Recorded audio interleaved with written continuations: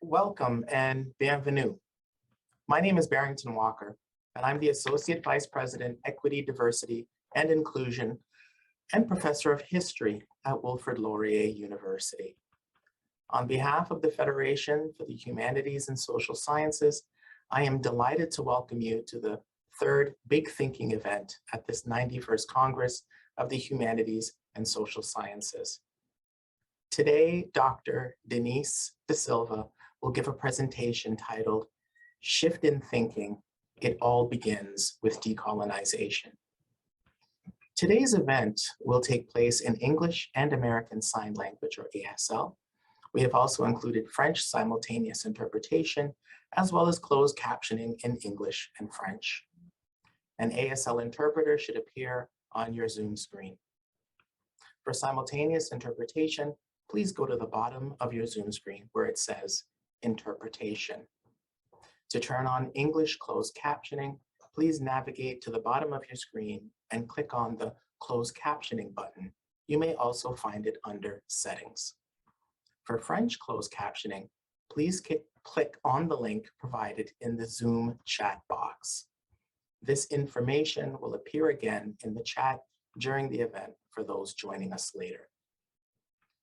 Now, to begin, I'm speaking to you from my office on the campus of Wilfrid Laurier University in Waterloo, Ontario, the traditional territory of the neutral Anishinaabe and Haudenosaunee, on lands that are part of the One Dish, One Spoon Treaty.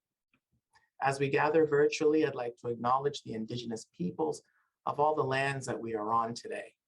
While we meet here on a virtual platform, we should take a moment to recognize the importance of the land on which we are each located. We acknowledge the territory to reaffirm our commitment and responsibility in building positive relationships between nations and in developing a deep understanding of Indigenous peoples and their cultures. From coast to coast to coast, we acknowledge the ancestral and unceded territory of all Inuit, First Nations, and Métis peoples. On behalf of the Federation for the Humanities and Social Sciences, I would like to thank the sponsors for the Big Thinking at Congress 2022 series, the Social Sciences and Humanities Research Council, Universities Canada, and the Canada Foundation for Innovation. The Big Thinking series at Congress brings together leading scholars and public figures to address some of the most pressing concerns of our time. It is our great honor to welcome Dr. da Silva, an academic and practicing artist, as today's speaker. She is a professor and former director of the Institute for Gender, Race, Sexuality and Social Justice at the University of British Columbia. Following the presentation, I will rejoin you for a moderated discussion with Dr. da Silva. We will be able to take a few audience questions, and you can submit yours by typing them into the question and answer box. You can also participate in the conversation on Twitter using the hashtag #BigThinking and #Congress. That's CONGRESSH. So thank you for joining us today. And it is now my pleasure to present Dr. Ted Hewitt, President of the Social Sciences and Humanities Research Council. Ted will introduce us to Dr. da Silva, who will then share what promises to be a fascinating conversation. Over to you, Ted. Thank you, Barrington, for your kind introduction and your warm welcome. The Social Sciences and Humanities Research Council is proud to partner once again with the Canadian Federation of Humanities and Social Sciences for this important annual Congress, which continues to be the largest academic gathering in Canada and a critical opportunity for us to connect as social sciences and humanities community and with communities across society. I am particularly honored to introduce our guest speaker of today's Big Thinking lecture, Dr. Denise Ferreira da Silva, in the context of SSHRC's commitment to advancing equity, diversity, and inclusion in our programs, policies, and in our own organization. La promotion de l'équité, de la diversité et de l'inclusion dans la recherche est un pilier essentiel de l'objectif stratégique du CRSH visant à renforcer le leadership mondial du Canada dans la recherche en sciences humaines. Dans son plan stratégique Momentum 2020-2025, Le CRSH s'est engagé, entre autres, à favoriser un accès équitable aux occasions de financement pour tous les chercheurs, à intégrer l'équité, la diversité et l'inclusion dans la conception des programmes et les pratiques de recherche, ainsi qu'à recueillir et à analyser les données liées à l'équité, de la diversité et de l'inclusion afin d'en tenir compte dans le processus décisionnel. Nous sommes, en outre, guidés par le plan d'action des 3 organismes pour l'équité, la diversité et l'inclusion, qui comprend des mesures pour mieux comprendre l'impact de racisme et d'autres formes de discrimination sur nos programmes et nos activités, tant à l'interne qu'à l'externe. This past year, we launched a dedicated funding opportunity, $12 million, the Race, Gender, and Diversity Initiative, for new community-led research projects exploring systemic barriers facing diverse groups. The newly launched projects will generate fresh perspectives and insights based on the lived experiences of underrepresented and disadvantaged groups. And just a few weeks ago, Federal Budget 2022 proposed $40.9 million over 5 years starting next year, and $9.7 million ongoing through SSHRC and the other research agencies to support targeted scholarships and fellowships for promising Black student researchers. Our work on EDI is complemented by actions to support our commitment to reconciliation with Indigenous peoples and the TRC's calls to action. The tri-agency strategy released in January 2020 entitled Setting New Directions to Support Indigenous Research and Research Training in Canada is guiding the ways forward in building new models to support Indigenous research and training that support the research priorities of Indigenous peoples and champion Indigenous leadership, self-determination, and capacity in research. Pour nous guider, en tant qu'organisme, nous avons créé plusieurs comités consultatifs, comme le Cercle consultatif en matière de recherche autochtone et plus récemment, le Comité consultatif de lutte contre le racisme à l'endroit des personnes noires de CRSH. Composé de chercheurs noirs provenant de petits et de grands établissements, ce comité conseille le CRSH sur les moyens de circonscrire les entraves existantes, d'assurer un accès équitable aux personnes noires et de leur permettre de faire entendre leur voix et d'accroître leur visibilité au sein des programmes de recherche et de formation en recherche du CRSH. Le comité organise une discussion de groupe au congrès demain afin d'explorer les défis des chercheurs noirs lorsqu'ils tentent d'obtenir du financement et la façon de mieux inclure et promouvoir le travail des chercheurs noirs. Je vous invite à vous joindre à Karine Cohen-Sanchez, Wendell Adjeti, Barbara McNeil et Barbara Ann Hamilton-Hinch à 14 heures demain pour l'événement Mettre les voix des personnes noires au centre de la recherche. I'm extremely proud that one of the committee members is our guest lecturer today. Denise Ferreira da Silva is a professor and director at the Social Justice Institute and senior faculty fellow at St. John's College and the University of British Columbia. She is an adjunct professor with the Department of Fine Art at Monash University as well. Dr. Ferreira da Silva is an academic as well as a practicing artist whose work addresses the ethno-political challenges of the global present. She has exhibited and lectured at major art venues, including the Pompidou Center in Paris, Whitechapel Gallery in London, and the Guggenheim and Museum of Modern Art in New York. Dr. Ferreira da Silva is a prolific author and has published, among other books, Toward a Global Idea of Race and A Dívida Impagável, and has a forthcoming book called Unpayable Debt. She is a member of several boards, including Haus der Kulturen der Welt in Berlin, the International Consortium for Critical Theory Programs, and the journals Postmodern Culture, Social Identities, and Dark Matter. It is now my great pleasure to welcome Denise Ferreira da Silva. Madame. Thank you so much, Dr. Barrington Walker, for the introduction to the program, and Dr. Ted Hewitt for this kind introduction. And I would like to congratulate SHRC for all these initiatives.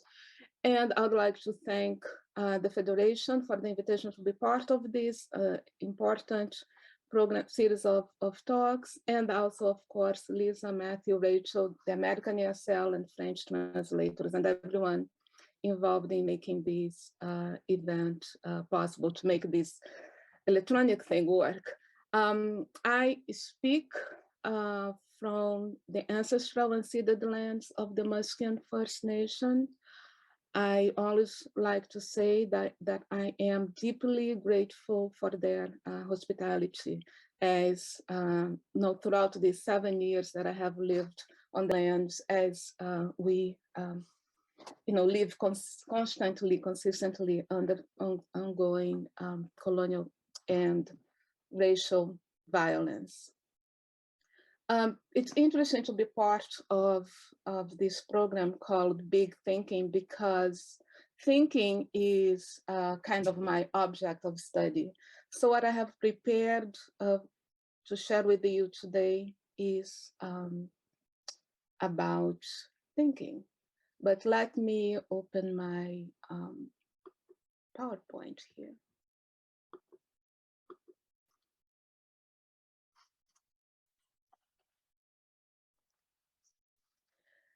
Thinking involves abstractions, ideas, principles, concepts, theories, categories that refer to things and events and are used in answers for questions about what they are and how they exist or happen.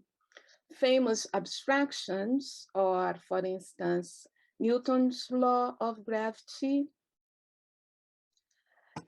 and Einstein's principle of general relativity, both of which answer the question of why bodies, things with mass, move the way they do, both of which assume that gravity is an effect of the presence of bodies in the vicinity of one another in space.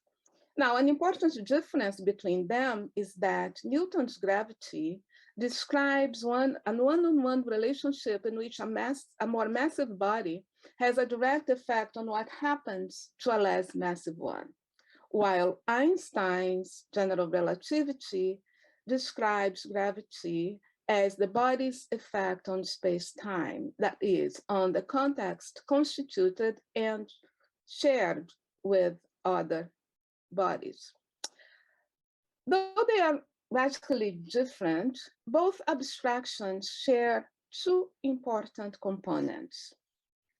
They explain how A, things that exist separate from one another as bodies, B, affect one another, or in Newton's representation, or the context they shared in Einstein's presentation of gravitativity. So though it is possible to pinpoint the moment in history when these two abstractions emerged, and by those abstractions, I mean separability and efficacy, both components are now integral part of our thinking. They are the basic abstractions that constitute what I like to call the infrastructures of our thinking about everything, including global and historical conditions and processes. So key to my presentation today is the argument that separability and efficacy are also the main impediments to the realization that decolonization, that is, the restoration of the total value expropriated from native lands and slave labor, decolonization is the only possible signified for anything that can be taken as a descriptor for what so many mean by under the name of justice, be it global justice, social justice.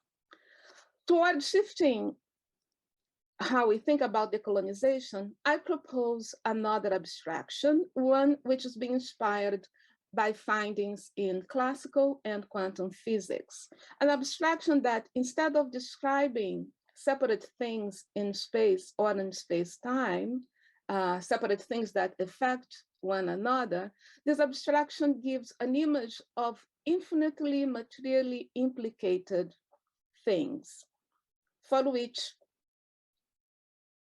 I use the phrase deep implicancy. And I have to notice that also that this particular descriptor also resonates with indigenous philosophies found across the planet, as well as praxis and knowledge that prevailed in Europe once upon a time.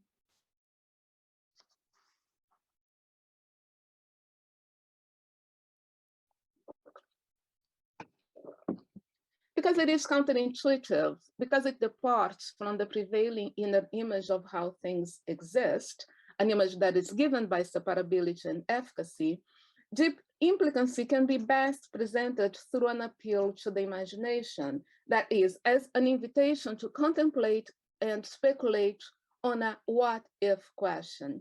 And this is what I have to share with you today. An invite to speculate on an account of global warming that foregrounds extraction and the juridic, the colonial, and symbolic racial mechanisms of power that support it. And I'll do so through comments on global warming and an artwork by Maria Teresa Alves, and by showing one piece that I created. So my proposition is simple. Decolonization should become the starting point of any consideration of global warming.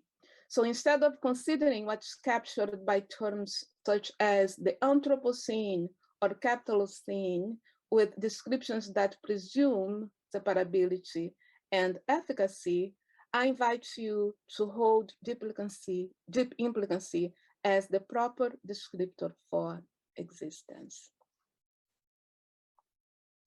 So, but this starting point is basically the same as that of the theories of the Anthropocene and the Capitalocene. So yes, human activities, which are all ultimately dependent on the extraction of oil and other minerals from the planet, these activities are leading to a temperature rise that will cause the destruction or extinction of humans and other living things on this planet. Now, but while I agree with this point of departure, what I would like to do is to shift the focus from human or capital as the efficient causes to extraction as an economic practice and coloniality as the juridical form that facilitates extraction. And in doing so, I take what I call a raw materialist approach and foreground the simple fact that global warming is also about excess of heat, that is, of the transfer of kinetic energy generated by collisions of the constituents of a given material existent.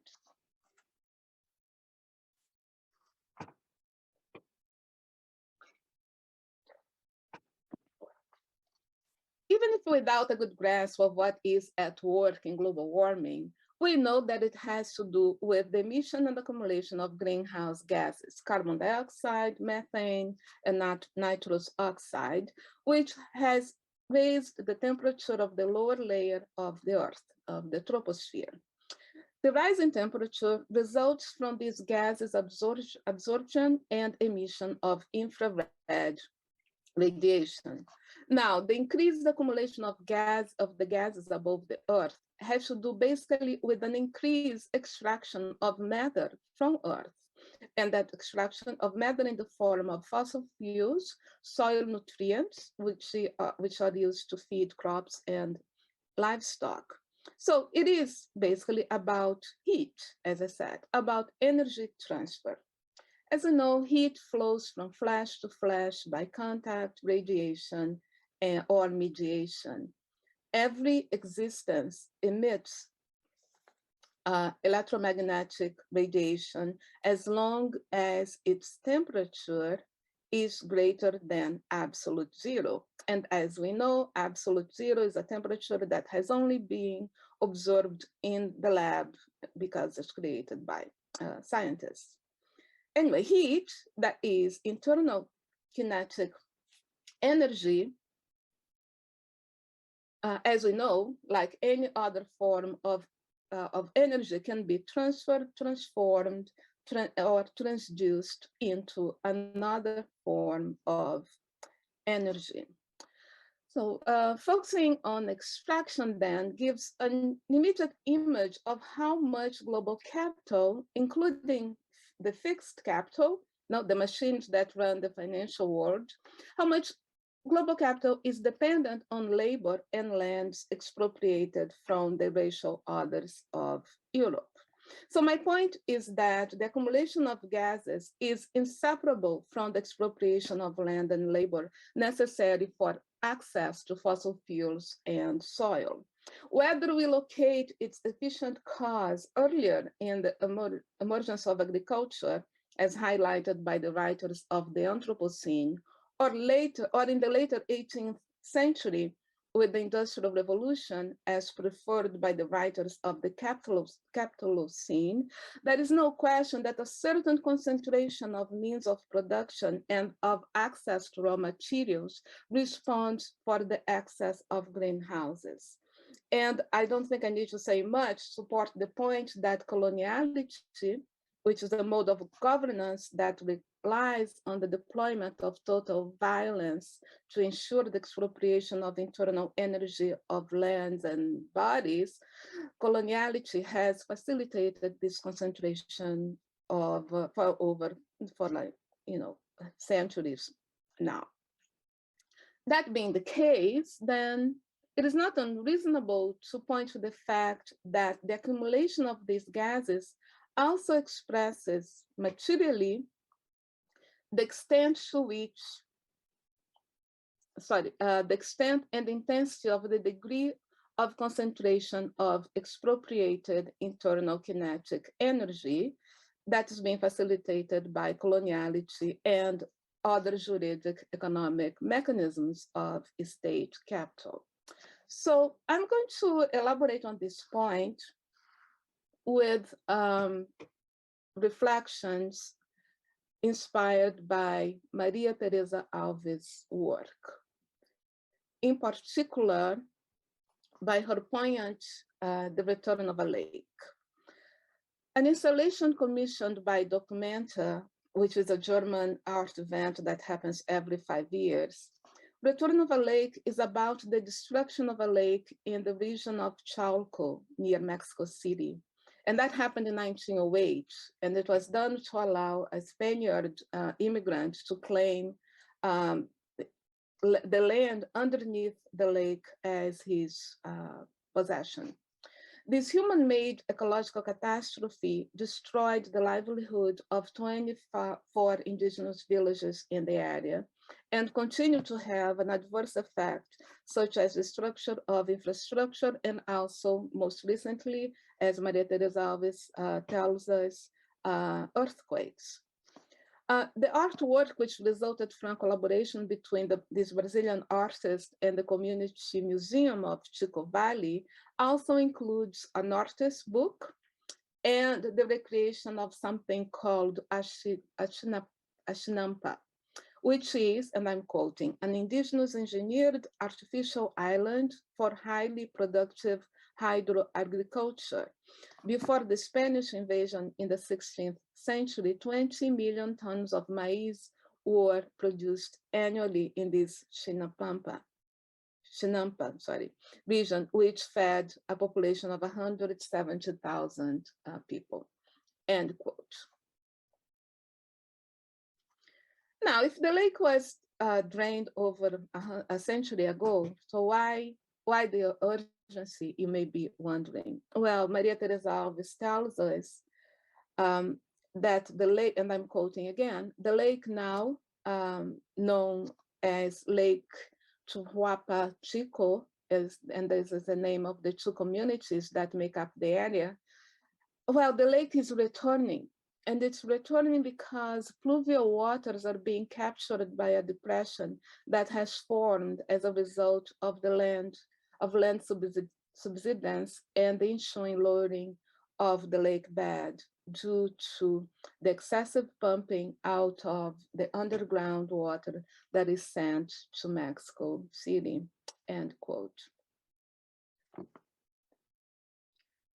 When considering this work and its commitment not to let what has happened disappear in the flow of linear time, the work itself as a return of the lake, I immediately recalled how the abstract linearity that's time is so crucial for the prevalence of separability and efficacy in our descriptions of existence. As Alves' work shows, the colonial act, the theft, is ongoing. The work images colonialism as a timeless theft, and in doing so, it also reminds us of how linear time, which gives sequentiality, that is the idea that one thing follows the other, and that which has passed is never to return, how sequentiality makes it impossible to contend with European conquest and settlement in the Americas and other continents. I mean, with colonialism and the repetitions and reverberations of this never-ending act. Speculating, reflecting on Alves' work, it is possible to think that, yes, the water of the lake has been extracted, but we can also think that the Chicos community's claim to that water is not so much a claim, it's not a claim to possession, which is ultimately only about economic value and juridical rights. Theirs is an ancestral claim, which is something that is established in indigenous philosophies of the Americas, the African, the Pacific, but also indicated when we consider change materially. When we consider change not as the effect of the passage of something abstract, time, but in terms of the alterations of temperature and pressure, that is, in terms of phase transition, the same matter changing into solid, liquid, gas, plasma, or in terms of transduction, the shifting from one form of energy into another, like the microphone transforming electrical waves into sound waves, as it's happening just now as I speak to you. The Chico community has a claim to the lake that no longer exists because their ancestors' bodies were composed by what grew because of these waters. So when the water was extracted, parts of them were taken elsewhere. That is the claim, and that cannot be measured because it is, everything, it is uncountable. What has been extracted remains transduced into abstraction too, such as money, and now into these virtual financial objects that prevail in global capital. That is, this becomes clear when we attend to two dimensions at the same time. First, extraction and the total violence that enables it, the ongoing theft, that is economic dispossession. And second, to what I call re-decomposition, that is the fact that the water remains physically as their bodies, the trees, and other things that still exist in Chico because the lake had been there before. So what I'm saying is that we can think that the wealth that has been accumulated by the descendant of the occupiers, of the settlers in these lands, the wealth that was sent back to Europe in the form of objects, but also of raw materials that entered in the initial accumulation of capital as industrial capital. Stolen wealth that has been transformed in so many ways is also composed of that water, of that lake. So if we take these two dimensions into account, then we can think of the return of the lake along different lines. It is not the return of a possession. It is the return of a constitutive part of the community, like the return of a limb, and that can't be monetized. It is also because the wealth yielded by what was extracted enters in the composition of what exists, not only in Europe, but everywhere. The return is also a homecoming of sorts. It is an actualization of a deep implicancy that already exists. So it cannot be monetized, it cannot be calculated and resolved as a loss or a kind of gain. So what I'm trying to get at is that thinking without separability and efficacy and ways of creating meaning, these ontopsemological components of our thinking pose and allow, that kind of thinking without them can give us another appreciation of Indigenous peoples' claims for decolonization and Black folks' demands for reparations and abolition. What has been demands a return of something that has never completely disappeared, but which has also made them as part of all that exists right here, right now. So to conclude, coming to a conclusion, deep implicancy comports descriptions of the present global conditions without the social, scientific, and historical tools, such as those used in the thinking of the Anthropocene, which only reinscribe the human man's exceptionality as the supreme, efficient, and formal cause at work in the world. It describes everything that exists in constitutes existence as deeply implicated because each is a singular video composition that expresses everything else in a unique way with elemental correspondence that describes the mode of appearance of such compositions. That is doesn't describe things and those elements as discrete entities, but in a manner similar to the phases of matter, that is liquid, gaseous, solid, plasma. For instance, in the same way that we can easily think of the carbon dioxide emitted by our car engines and synthesized by plants as gaseous forms of the planktons that constitute petroleum, we can think of nitrous oxide emitted by the sugar plantations of the colonial period and the soya plantations in today's Brazil as the gaseous form of the internal energy of the soil and bodies of the yesterday's slaves and today's day laborers. Heat is useful here, of course, because it is the name, because it names transfer of internal energy, potential and kinetic, and a search of mass, that is matter, without suggesting that something becomes something else or loses some of its attributes in the process.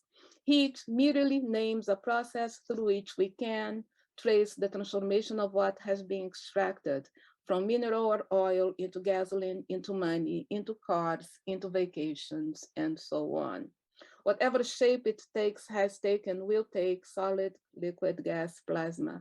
What has been extracted through colonial force, the potential energy of the indigenous peoples of these American lands and African slaves that worked on them, that remain in as global capital and the means of production and raw materials it uses for self-reproduction, that is for accumulation. When considering climate change, then instead of immediately betting on energy sources that require new mobilizations of the colonial apparatus, such as the lithium used in electric car batteries, we need to remember that just as urgent as the need to stop and try to correct the effects of global warming, just as urgent is decolonization, or the restoration of the total value, the return of what was expropriated from native lands and slave bodies. And I'm just closing with this piece of artwork, which is one that I use to illustrate the kind of thinking I am proposing. So we have the image of a banana, and this image of the banana as it allows us to connect the cosmic event that gave origin to potassium-40, which were the supernovas that happened billions of years ago. the fact that the banana is measured for radiation contamination, precisely because of this potassium 40. And the fact, this potassium, that the banana is crucial for the work of the human heart. So we need to eat bananas precisely because it keeps our heart functioning. And what brings me to this consideration is also the fact that even though the banana is originally in Southeast Asia, Portuguese conquerors start the spreading of this fruit all over the world, and now we find it in different parts, in different continents, and believe that they are native from those continents, even though they aren't. So looking at the banana, we can connect these quantic, cosmic, organic, and historic dimensions in one fruit. And the proposition here is that we look at everything that we see that exists around us and see all those dimensions at the same time and start thinking with them. Thank you for your attention. Well, thank you very much, Dr. Da Silva, for an engaging and fascinating talk. And I'm sure that there are going to be a lot of questions from members of our audience. And I'm going to just remind them to please put audience members, that is, to put your questions in the question and answer box. So while we wait on questions from the audience, Dr. Da Silva, I was hoping that you could say a little bit more, or say a little something about how you see the big ideas that inform your talk and all of those connections that you made at the very end about the various registers of thinking about all the things that you talked about, how you see this, how you see these big ideas informing the social sciences and the humanities, or potentially transforming the way that people on this call think about their various academic disciplines in the social sciences and humanities. Thank you, Barrington, for this question, because I think maybe I shouldn't say how I think it, but it is in fact a call for that we transform the ways in which we do our work, and this call comes from my experience as a social scientist. I was trained as a social scientist in a social science program, which means that I was trained as a political scientist, a sociologist, and an anthropologist. And from very early on, as I was, as during my training, my academic training, I was also an activist in the Black Brazilian movement back, doing my undergrad and master's. So I was as an activist and a student, I was very much aware of the ways in which the knowledge that what I was learning in college, how it was very much important and influenced those social movements and our demands, and the ways in which we described the political circumstances, the ways in which we identified what were our goals, the ways in which we define in that moment racial justice, for instance, thinking about Brazil. And over those, which weren't many years, but were important years, in particular, because in Brazil back then, we were transitioning from a military dictatorship back to the democratic organization of things. I could also see how much all the concessions and the transformations that had to be made by the movement, precisely because of the radicality of the demand, right? In particular, looking at the demands from the Black movement and the demands from the indigenous peoples in Brazil.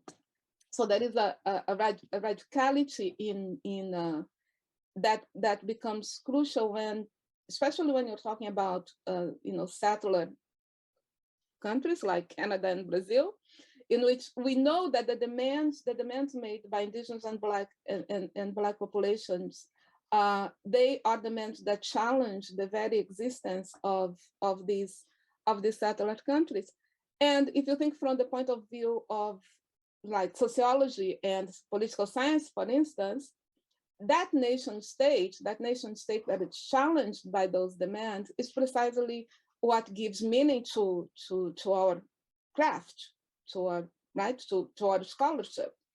So that inspired me, or maybe I would say I say inspired now because that was a long time ago, but back then was more like a deep preoccupation, deep political preoccupation.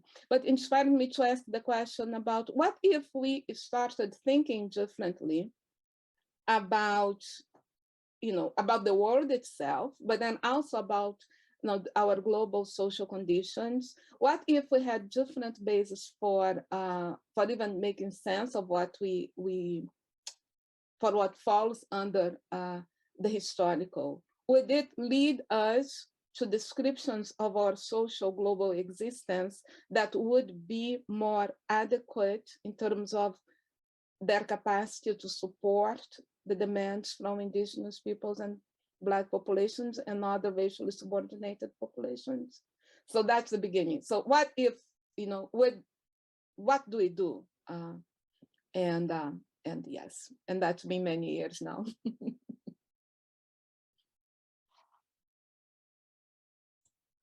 That was a wonderful answer. Dr. Da Silva, thank you so much. We do have a few questions that have come in from the audience, and I'll start with the first one. What inspirations or learnings should we be amplifying from artists or activists as we try to shift our thinking? Thank you for this question. I think, okay, so what inspiration and learning from artists? I think it is, and that's something that I have been experiencing and experimenting with. It is, and I'm speaking as a social scientist, right? So let me just say, speaking as a social scientist, I think it is, we should remember the pleasure of experimentation. So instead of being limited and constrained by, let's say, peer review, which just tells you, right, over and over again how to stay in the limits, how not to dare, especially when you talk about racialized scholars, right? Because we are even more under scrutiny to just fit. I think we should allow ourselves, in addition to doing the work that we have to do under all those constraints, also to experiment, to ask what if questions and to follow them through as we are doing the work. Of course, and I'm talking about racialized scholars and indigenous scholars, that means that we have to work twice as much. Well, we do work twice as much. It means we have to work 10 times as much. But then at the same time, I think it will allow us creating and also demanding, organizing as academics and demanding space for experimentation would also really allow us to expand the range of possibilities for both, right, for designing critiques of our social conditions, but also for imagining ways of living that are not only merely reproductive. So I think what I'm trying to say is that taking inspiration from artists in terms of experimentation would allow us to do both, to remain and do the critical work that is so necessary, but also in doing so, also bring out the creative, which is, I think we need more of that. And then I think from activists, it is the same, right? Maybe it's not so much about experimentation, but it is about keeping the urgency. So instead of being dominated by the deadlines that we never meet anyway, we are always late, also attend to the political urgency and try to respond to it, or not to respond in terms of providing a solution, but to respond in terms of getting our work to, accelerate and daring to find other ways of doing the work, and that's not only about writing or presenting, also even more importantly, the work we do in the classroom, right? Because it's where it matters. Is the training that we do in the classroom. Thank you for that very thoughtful answer. I have another one from the audience, and that is, what is needed to go from changing how we think to changing how we act and implementing decolonization practices? So I'm not pretending that I'm I'm answering the questions as questions. I'm not pretending that I'm providing the answers, like the big answers. But I'm going to answer the questions because that's a position I'm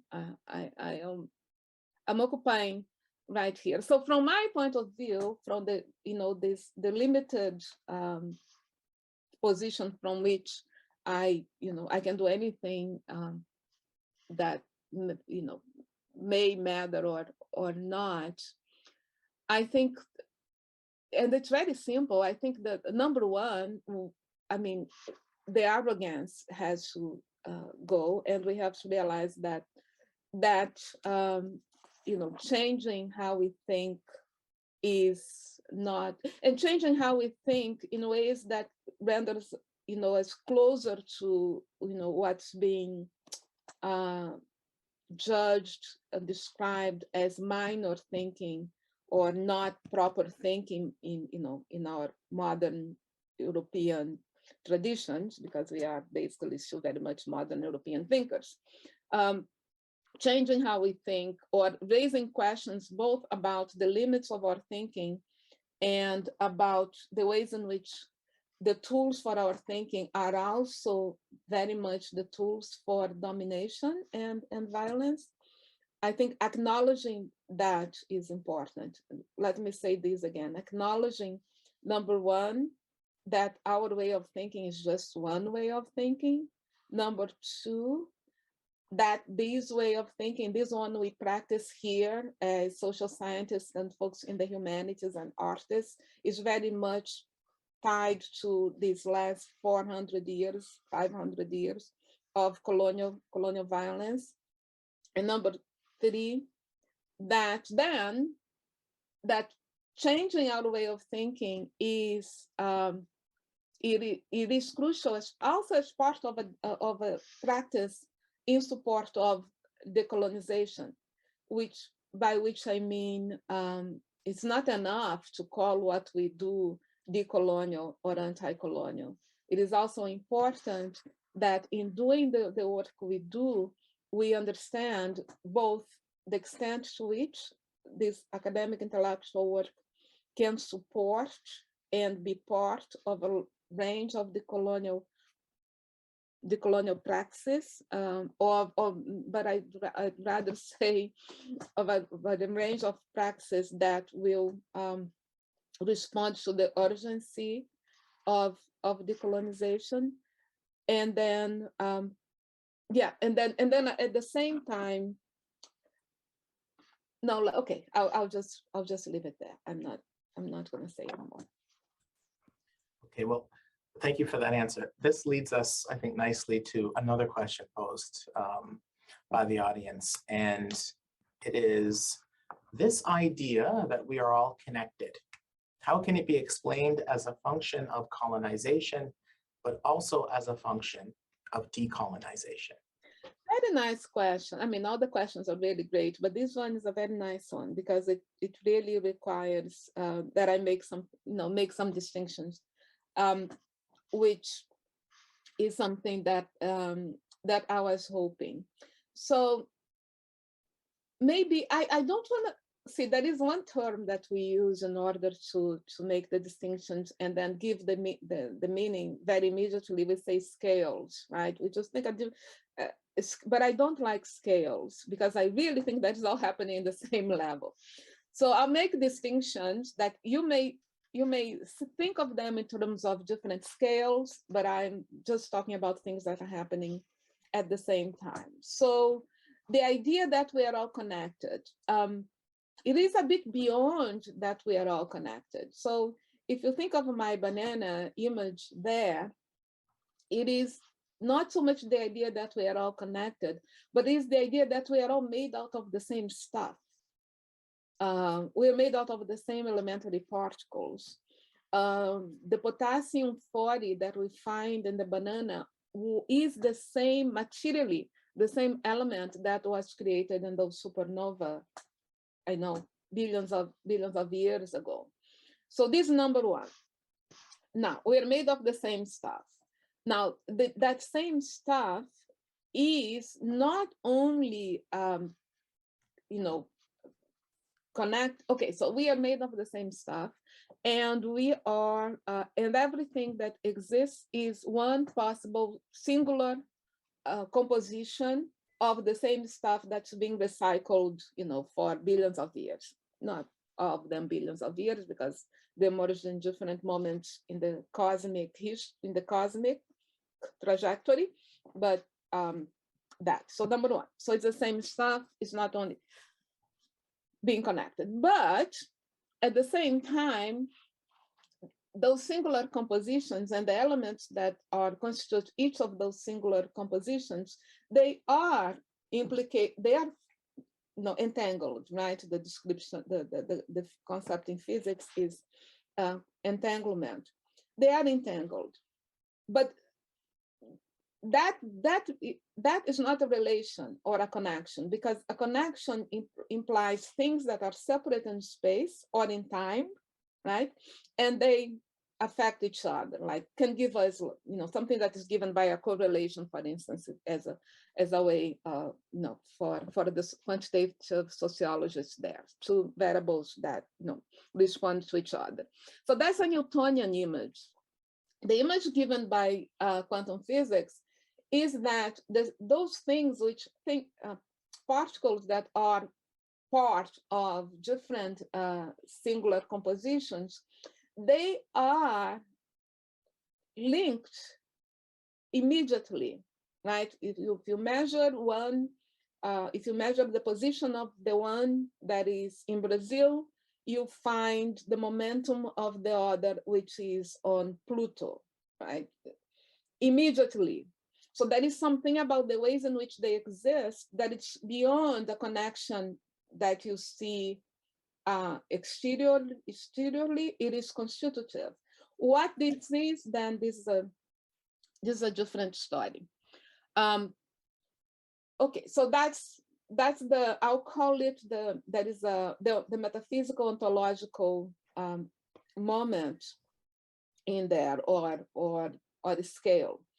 This on the one hand. On the other hand, we have the historical. So taking that banana again, that banana allows, for instance, allows for a description of the past, let's say, 500 years, that takes us from the Portuguese, exploring, traveling on the Indian Ocean, that in 1490, for instance, all the way to the US in the 1950s, the ways in which the US became more and more involved in the political circumstances in Central America and the Caribbean through, the control of Chiquita and, well, those transnational companies, fruit companies that are still very